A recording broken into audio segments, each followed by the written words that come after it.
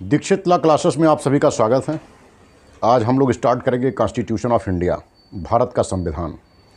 तो भारत का संविधान स्टार्ट करने से पहले हम लोगों को थोड़ा सा बेसिक चीज़ों को जानना होगा, इसके इतिहास को जानना होगा कि आखिर भारत में संविधान कब आया, कैसे आया, क्यों आया, इसके पीछे क्या संघर्ष रहा है, उसी के बारे में हम थोड़ा सा डिटेल में चर्चा करेंगे।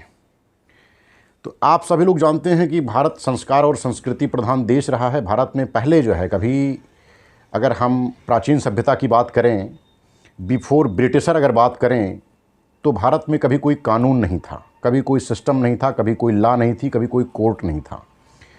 चूँकि यहाँ पर कोई भी व्यक्ति अपराध करता ही नहीं था, अपराध होते ही नहीं थे। चूँकि व्यक्ति जो है मोक्ष प्राप्ति के लिए काम करते थे, अपना कर्तव्य करते थे, अपनी ड्यूटी को परफॉर्म करते थे। वो कभी गलत नहीं करते थे, कभी किसी के साथ धोखा नहीं करते थे, कभी चोरी नहीं करते थे, कभी फ्रॉड नहीं करते थे, कभी झूठ नहीं बोलते थे, सत्य बोलते थे, ईमानदारी करते थे, कभी अपराध करते ही नहीं थे। तो भारत में कोर्ट की और एक्ट की कभी ज़रूरत ही नहीं महसूस हुई। और अगर थोड़ा बहुत जो भी अगर कहीं किसी से गलती हो जाती थी तो उसके लिए पश्चाताप का सिस्टम था। अगर राजा भी गलती करता था तो वो भी जंगल में जा कर के पश्चाताप करता था, और अगर कोई नॉर्मल आदमी गलती करता था तो उसके लिए भी पश्चाताप का व्यवस्था थी कि वो जाकर के पश्चाताप करे और अपनी गलती को पश्चाताप करता था। उसको पनिशमेंट राजा सुनवाई करने के बाद में यहाँ पर पनिशमेंट के रूप में बहिष्कार था, किसी को मारा पीटा नहीं जाता था। लोग स्वयं से चिंतन करते थे, जा कर के जंगल में अकेले में तपस्या करते थे, चाहे राजा थे चाहे आम नागरिक रहता था। और अगर राजा किसी को पनिशमेंट देते थे तो उसका बहिष्कार करते थे। आज भी आप लोगों ने देखा होगा हमारे यहाँ गुरुकुल प्रणाली हुआ करती थी। तो गुरुकुल प्रणाली में अभी आप देखेंगे कि हर एक गांव में हर एक जाति का, हर एक वर्ग का व्यक्ति मिलता है। ये गांव की देन जो है गुरुकुल प्रणाली की देन है कि गुरुकुल प्रणाली में हर एक जाति का पंडित, धोबी, नाई, हर एक जाति का व्यक्ति रहता था उसमें। और जूनियर और सीनियर हुआ करते थे। जो पहले आता था वो सीनियर, जो बाद में आता था वो जूनियर। अभी आप लोगों ने देखा होगा कि भाई लड़की की शादी में जो न्योता देने की प्रथा है, ये गुरुकुल प्रणाली की हमारे देन है। पहले किसी का घर बनवाना होता था तो गुरुकुल में भाई 100 लोग काम कर रहे हैं। आप लोगों ने अभी भी देखा होगा गांव में, हम तो गांव में पले बढ़े हैं, गांव में आप लोगों ने देखा होगा हूड़ की व्यवस्था है। अगर गांव में किसी का खेत काटना होता है तो गांव के 10 लोग चले गए, उसका खेत कटवा दिए। दूसरे खेत कटवाना है तो चले गए, वही 10 लोग उसका खेत कटवा दिए। तीसरे कटवाना है तो वही 10 लोग गए, उसका खेत कटवा दिए। सबका खेत कट गया फ्री में, पैसे की ज़रूरत नहीं है।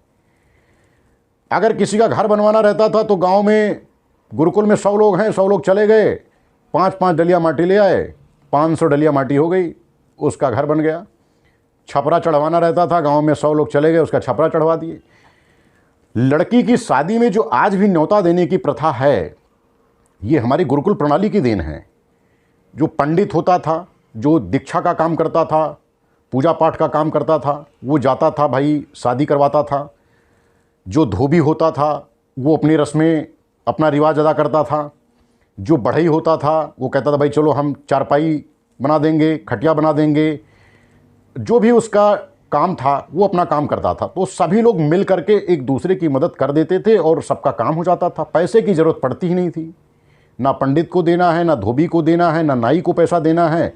सब लोग मिल करके एक दूसरे का घर बनवा देते थे, एक दूसरे की खेती कटवा देते थे, एक दूसरे की लड़की की शादी करवा देते थे। और जो लोग अगर कुछ भी नहीं करते थे तो उन लोगों के पास में, जिसके पास पैसा होता था या गेहूं है, राशन है, चावल है, जो भी रहता था वो लड़की की शादी में दे देते थे, उसकी लड़की की शादी निपट जाता था। तो साथियों, जब ब्रिटिशर आए तो इन्होंने कहा कि हम रूल अपने हिसाब से करेंगे। तो अब रूल अपने हिसाब से आप करेंगे तो कैसे करेंगे भाई, करेंगे क्या करेंगे। हमारे यहाँ तो कोई सत्ता के लिए, कोई कुर्सी के लिए कोई लड़ाई ही नहीं थी, कोई विवाद ही नहीं था। सब लोग मोक्ष प्राप्ति के लिए काम करते थे। तो जब वास्को डिगामा 1498 में पहली बार आया भारत में, तो ऐसा नहीं है कि वास्को डिगामा ने भारत की खोज की है, भारत तो पहले से था। वास्को डिगामा ने यूरोपियन कंट्री को जा कर के बताया कि भारत एक देश है, तो उनके लिए जो है, उनके लिए भारत की खोज वास्को डी गामा ने किया था। तो राइटर्स ने यही लिख दिया कि भारत की खोज वास्को डी गामा ने किया, जबकि ऐसा नहीं है। वास्को डी गामा भारत में आया और भारत में उसने देखा कि यहाँ पर एक व्यक्ति के पास में जितना सोना चांदी है उतना तो हमारे राज्य में, दूसरे राज्य में, पूरे राज्य में उतना सोना चांदी नहीं होता है। यहाँ पर जब किसी, भारत एक ऐसा संस्कार और संस्कृति प्रधान देश है कि यहाँ जब कोई किसी के घर पहले आता था तो दूध से स्वागत होता था उसको। आज तो चाय मिल रही है, पहले उसको दूध मिलता था, लोटे में, गिलास में, बड़े गिलास में। वहाँ कुछ राइटर्स जा कर के जो है अपनी पुस्तक में उन्होंने लिखा है कि भारत में दूध की नदियाँ बहती हैं।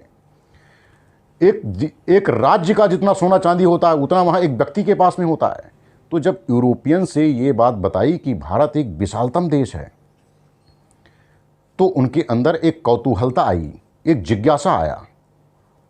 और जिज्ञासा जब आई तो उन्होंने सोचा कि हम जो है क्यों ना भारत चलें और भारत में चल करके अपना व्यवसाय करें।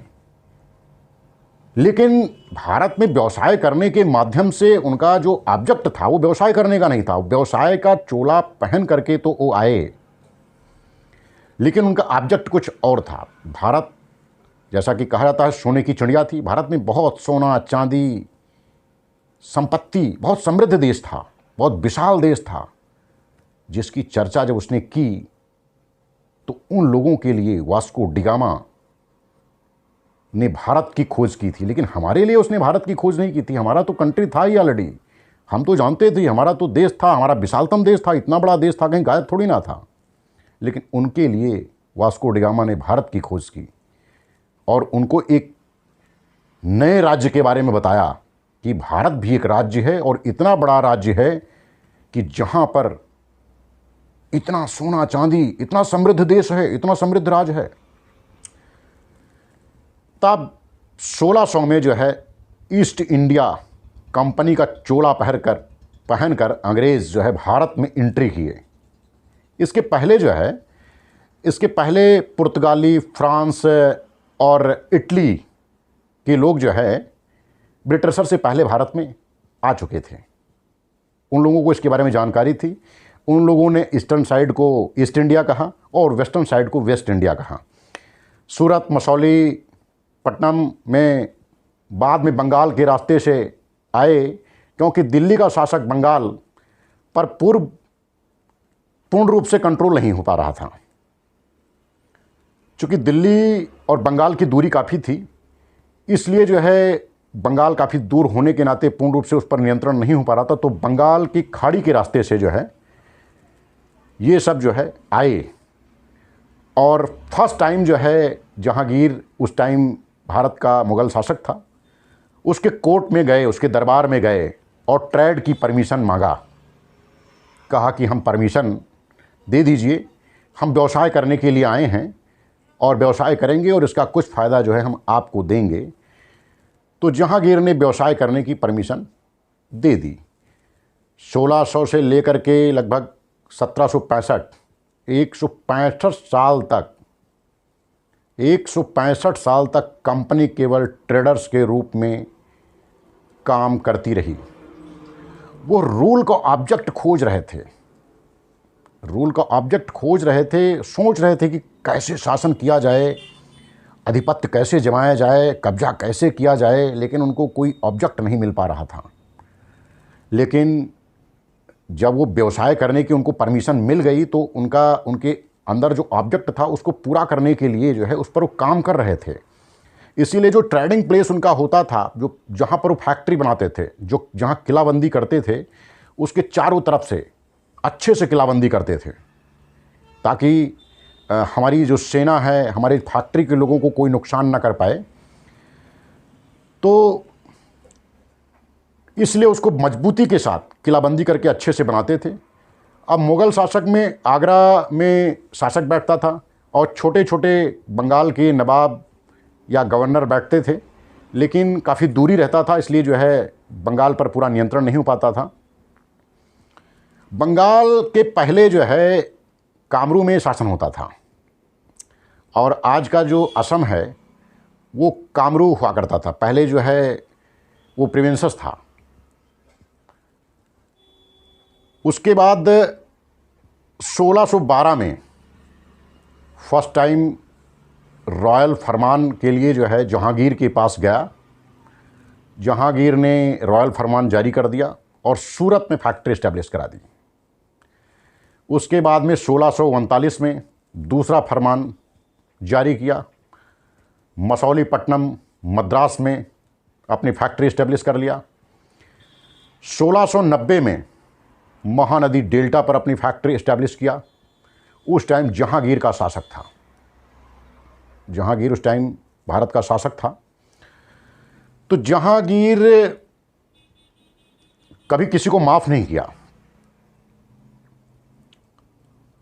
और परमिशन लेने के बाद में 1600 से लेकर 1690 तक बादशाह के दरबार में जाकर के हाथ जोड़ते थे, परमिशन लेते थे, व्यवसाय करते थे और उनको पैसा देते थे।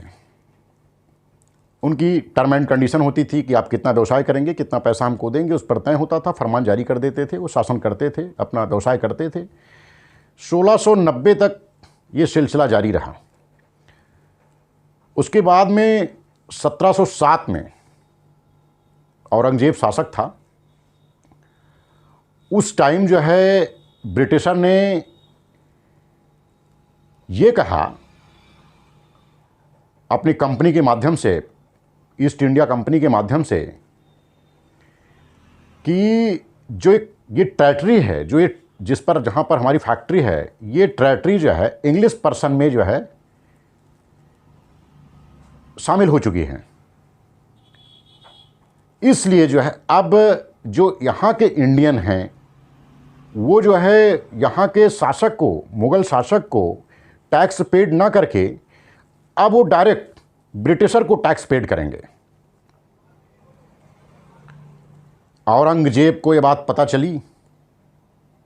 औरंगजेब बहुत खूंखार शासक हुआ करता था। उसने कभी किसी को माफ़ नहीं किया, अपने भाइयों तक उसने माफ़ नहीं किया। तो उसने एक आर्डर पास किया कि मुझे अंग्रेज रहित भारत चाहिए। तमाम अंग्रेज़ों की हत्या कर दी गई। कुछ अंग्रेज छुप गए, समुद्र की तरफ भाग गए, कुछ कहीं छिप गए।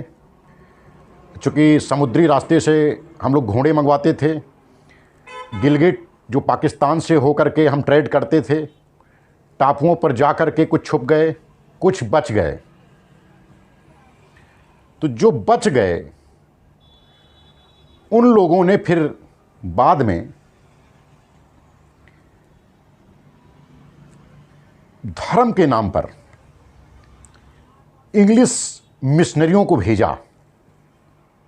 प्लानिंग के तहत इंग्लिश मिशनरियों को भेजा और फिर से परमिशन मांगा और धर्म का प्रचार करने के लिए परमिशन मांगा। इस बार औरंगजेब चूंकि धर्म के नाम पर पिघल गया, चूंकि यहूदी, पारसी और मुस्लिम ईसा मसीह को पैगंबर मानते थे और ये तीनों एक ही फिलॉसफी के होते हैं।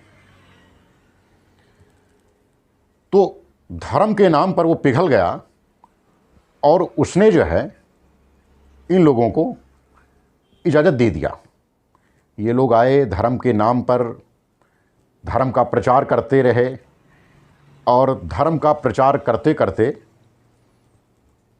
इसी बीच में औरंगजेब की मृत्यु हो गई। तो औरंगजेब की जब मृत्यु हो गई तो उनके उत्तराधिकारियों में विवाद हो गया। कोई कह रहा था कि हम शासन करेंगे, कोई कह रहा था हम शासन करेंगे। इसी में विवाद हो गया और इसी विवाद का अंग्रेज़ों ने जमकर फ़ायदा उठाया। जिन्होंने अपने आप को, जो रूलर अपने आप को इंडिपेंडेंट डिक्लेयर कर दिए, उनको कहा कि हम आपकी मदद करेंगे। और इसी के बाद उसने अपना मुखौटा खोलना शुरू किया और 1726 में फर्स्ट टाइम एक चार्टर बनाया।